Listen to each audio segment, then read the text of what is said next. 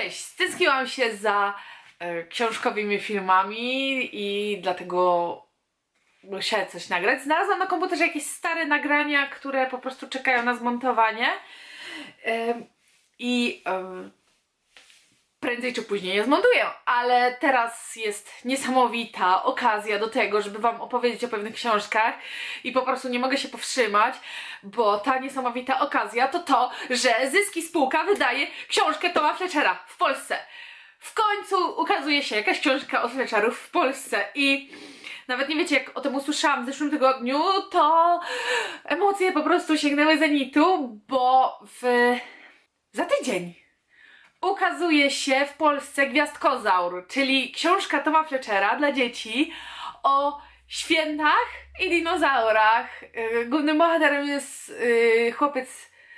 niepełnosprawny chłopiec i opowiada właśnie o tej całej magii świąt i po prostu o wszystkim tym, co jest tak najcudowniejsze i wspaniałe i nie mogę się doczekać, aż to przeczytam. Chcę wam powiedzieć troszkę o Fletcherach, kim są i dlaczego warto ich czytać, ale w sumie też z drugiej strony, po co mam o nich opowiadać, jak o nich zorientowałam się, że chyba w moim drugim vlogu, czyli w filmie, który ukazał się już 3-4 lata temu tutaj, już o nich mówiłam i jedni z nielicznych, których oglądam w ogóle na YouTubie, osoby, które jakoś tak swoim życiem mnie inspirują do działania. Tom jest muzykiem i teraz też pisarzem. Giovanna jest pisarką, ale też aktorką. Kerry jest, myślę, że przede wszystkim aktorką, a potem pisarką. I to jest taka wspaniała, twórcza rodzina, których po prostu codzienność mnie zafascynowała. I jakoś tak mają bardzo podobne myślenie o życiu jak ja, o tym, żeby właśnie taki optymizm się dzielić, chociaż też czasami mają nieciekawie i po prostu najchętniej by leżeli i płakali pewnie i mieli mnóstwo przeżyć, zresztą do tej pory dzieją się różne rzeczy, o których dowiadujemy się po latach. No podziwiam ich, jak z tym walczą. W każdym razie ukazuje się Gwiazdkozaur Toma. Tom jeszcze napisał, teraz się ukazała w Anglii jego książka The Creakers, z kolei o potworkach, które mieszkają pod łóżkiem i mam nadzieję, że też się kiedyś w Polsce ukaże, ale w wakacje Tom wydał po prostu tak cudną książeczkę, że muszę to mieć. Oglądałam ją, jak byłam teraz w Manchesterze. Jest po prostu wspaniała książka There is Monster in Your Book. Jest tak urocza i tak śliczna, że że to trzeba po prostu wydać, żeby... No bo to jest cudem dla takich najmniejszych bobasków. Ale chcę wam też opowiedzieć o jego siostrze, z którą miałam przyjemność się spotkać. Tak, specjalnie pojechałam do Manchesteru, bo chciałam coś powiedzieć Kerry. Oczywiście jak już ją spotkałam, to mnie sparaliżowało i nie powiedziałam jej nic. I zaczęłam gadać o swoim ubraniu, o swojej koszulce z Odettis. Na szczęście napisałam też list i w tym liście wyjaśniłam to, co chciałam powiedzieć, więc to jej dałam i myślę, że kiedyś go przeczyta. Kerry. Pierwsza książka Kerry to On the Other Side. Historia staruszki, która umiera, ale żeby przejść do nieba, musi po prostu ponaprawiać parę rzeczy w swoim życiu i znów ma 27 lat, przeżywa na nowo niektóre rzeczy. Bardzo mi się podobała, jak zresztą mówiłam w czytającym czwartku, ale kibicowałam innej postaci bardziej niż głównej bohaterce, więc to trochę zmieniło odbiór tej książki. Oczywiście jeszcze została wydana do tego świąteczna nowelka. Z kolei ją kupiłam w Londynie. Tak? Brzmią tak światowo, a ja po prostu pierwszy raz od 100 lat byłam za granicą i tak się złożyło, że 2 razy w jednym roku i tak mogę teraz rzucać, że to kupiłam w Londynie, to kupiłam w Manchesterze i po prostu być taka wow, nie wiadomo jaka. Najnowsza powieść Kerry, w sumie nie najnowsza, bo teraz ogłosiła już 3. powieść, która się ukaże w przyszłym roku. All That She Can See. To jest złoto. To jest historia o dziewczynie, która potrafi wyczuć taki twój największy smutek, coś, co cię tak zżera od środka, czy to jest samotność, czy to jest rozczarowanie, czy to jest po prostu smutek sam w sobie. I odkryła, że może te uczucia złe, negatywne, które wiszą nad jakąś osobą, zmodyfikować, po prostu piekąc coś dla tej osoby takiego specyficznego. I na każde jakby złe uczucie ma odpowiedni przepis i po prostu od miasteczka do miasteczka podróżuje z tymi swoimi przepisami. Jak naprawi miasteczko, to rusza do następnego i więcej wam nie powiem, ale jest wspaniała. Z kolei Giovanna, największym moim bólem, że nie mam świątecznej nowelki do Dream a Little Dream, bo tu mam do Billiego. Z kolei Giovanna wydaje, w sumie w tym roku też się ukaże jej książka Some Kind of Wonderful. Powieści to są takie ciepełkowe romansidełka dla bab, czyli to, co ja lubię, to w czym kiedyś chciałem pisać zresztą. Marzy mi się, że jak kiedyś zostanę pisarką, to właśnie będę miała takie okładki jak Giovanna. Bardzo mi się podobają, są takie, no takie słodkie. Chciałam powiedzieć sweetaśne. Czy ktokolwiek jeszcze mówi sweetaśne? To jest debiutancka powieść Giovanny. I w sumie nie chciałabym, żeby się ukazała jako pierwsza u nas w Polsce. Dziewczyna w małym miasteczku poznaje super znanego aktora i takie trochę Notting Hillowe. Może przez to, że Notting Hill potrafię oglądać na okrągło, to nie była ta książka dla mnie zaskoczeniem. Ale i tak się czytało przyjemnie. Zresztą w zeszłym roku ukazał się sequel do tej powieści, więc cieszę się, że przeczytałam to, żeby właśnie móc przeczytać to.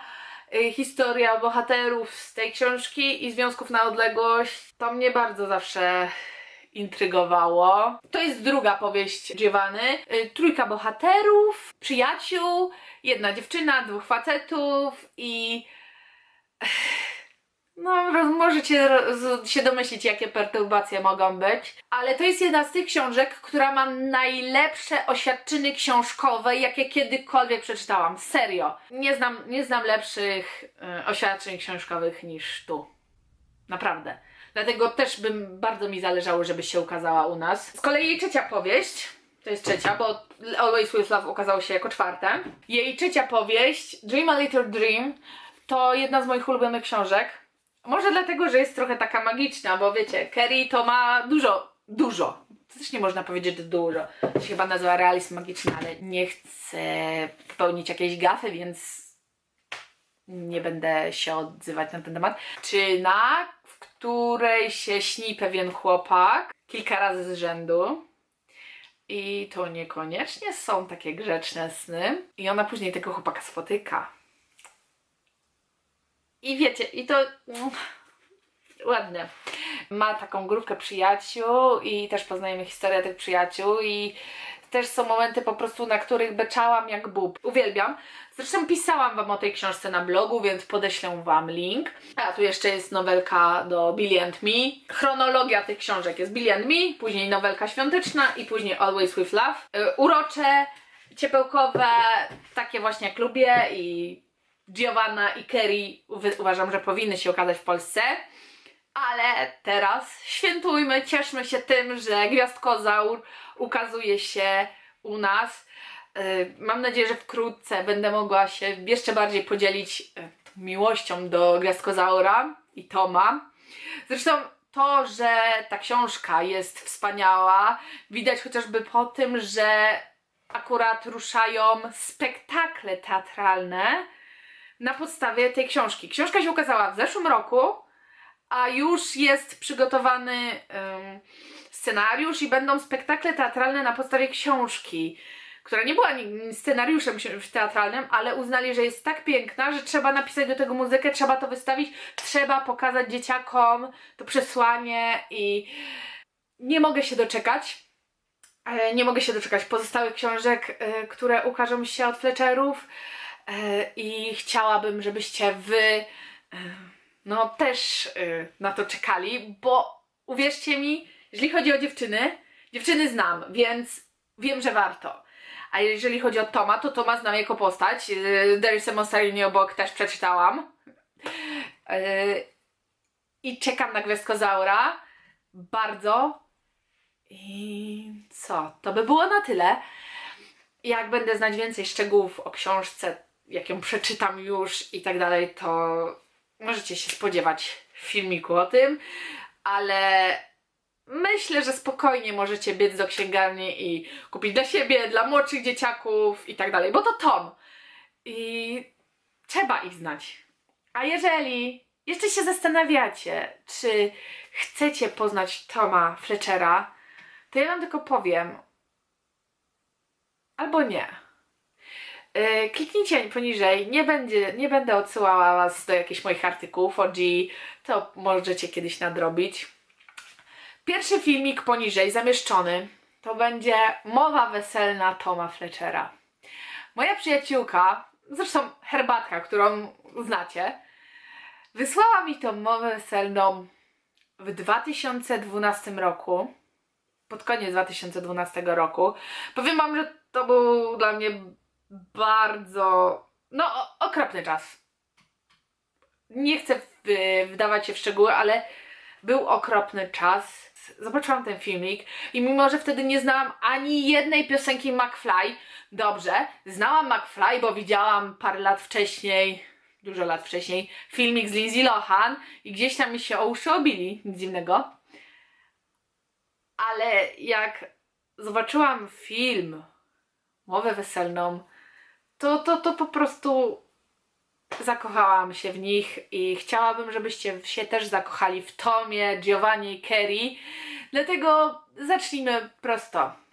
Poniżej, proszę was, koniecznie sprawdźcie. To jest viral, więc wypada virale znać, prawda? Mowa weselna Toma Fletchera. Musicie to sprawdzić. To będzie pierwszy link poniżej i jak obejrzycie całe, tylko wiecie, nie przeskakujcie.